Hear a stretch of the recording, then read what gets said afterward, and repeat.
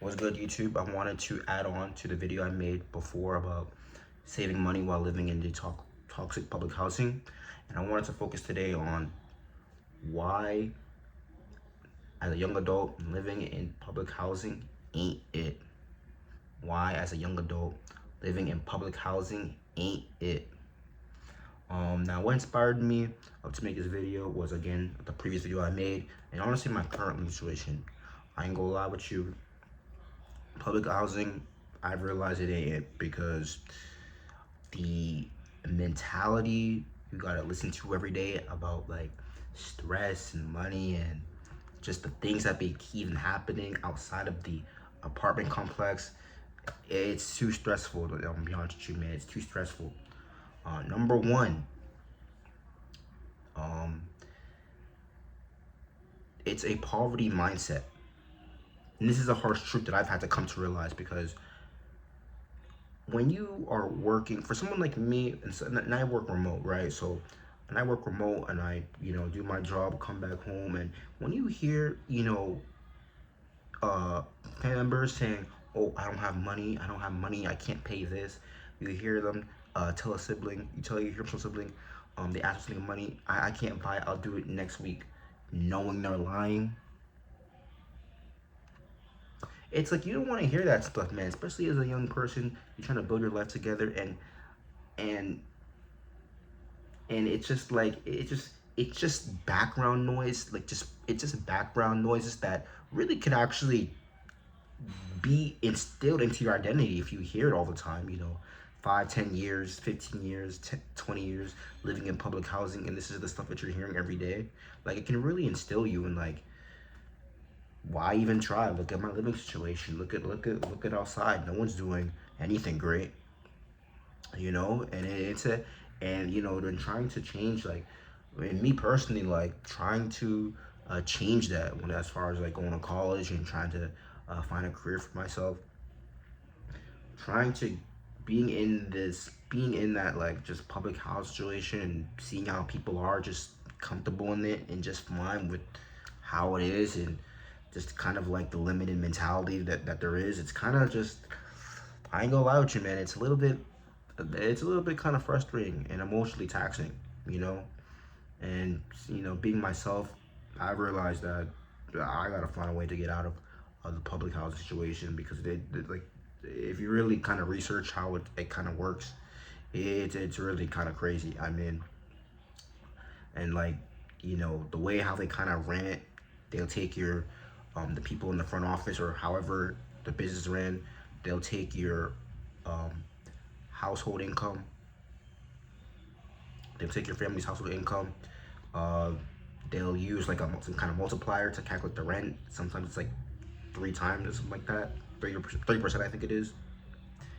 And if you're someone like a young adult trying to make more money, and you are like someone like me who's actually an occupant of the apartment complex, you'll increase your household income.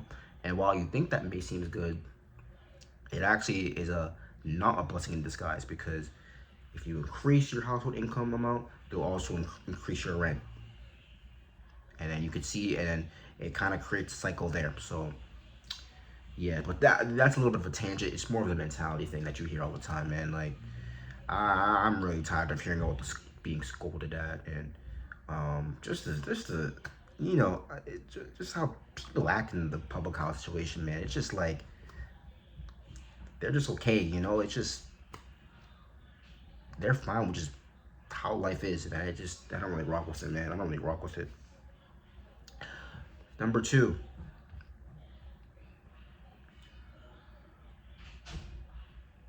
everything is about you owe us. And this isn't me personally. I mean, this comes back from the toxic household situation. You owe us this. You're making this money. You don't pay rent here.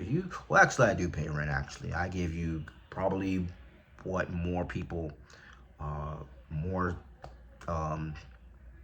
kids should be even giving their money, giving rent. You know what I mean? But just being scolded at. You know what I mean? It kind of comes back to the mentality wise, like, man, you trying to do your work and you're getting scolded at about some financial situations and stress, and it's like no one's really trying to hear that. No one's trying to hear that, man. Like we're trying, like for me, I'm trying to build my life, get to these plans, have a move up plan, and it's like I'm hearing this every day. I'm getting scolded at every day. It's like, bro, I'm gonna be honest with you, bro. You know, it makes me not even feel like an adult. And I wonder how much people of you guys feel this way too.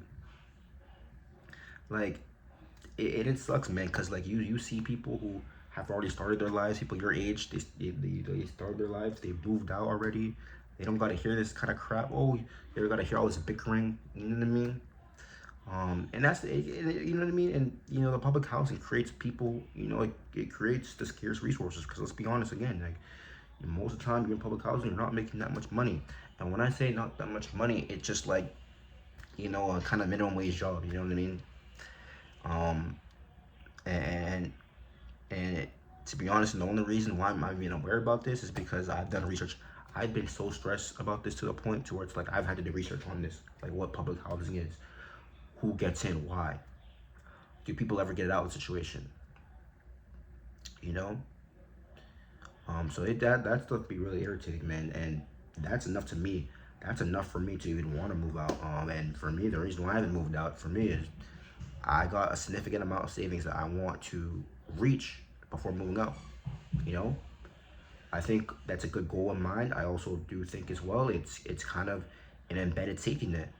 You know, when you when you live in public housing for such a long time, again, you see the money struggles and you see money as like a scarce resource. I've even thought about my own thinking and like, hey, like I don't even really need to save this amount of money just to move out.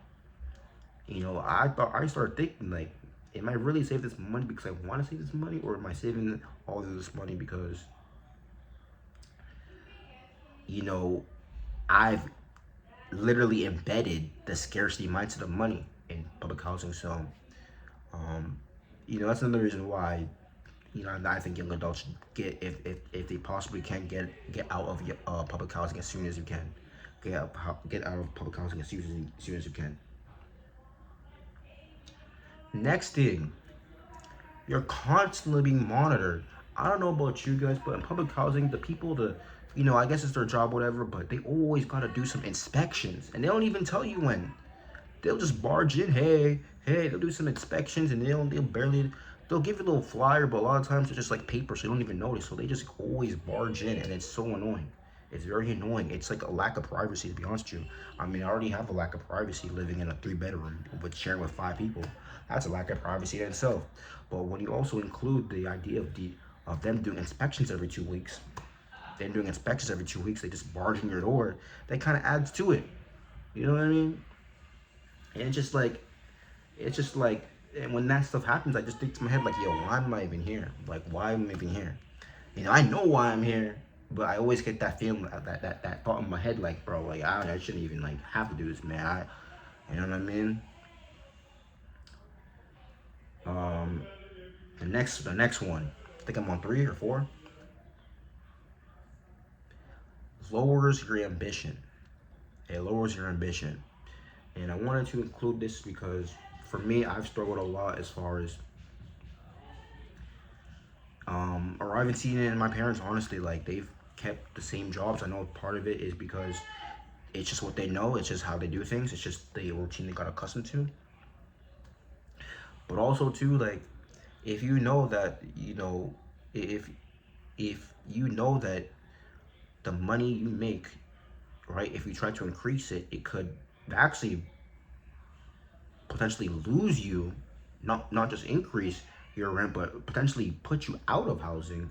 It's like for so many people, why would you want to leave public housing, right? And then from their children, that's just all they see, public housing, and the challenges that come with that.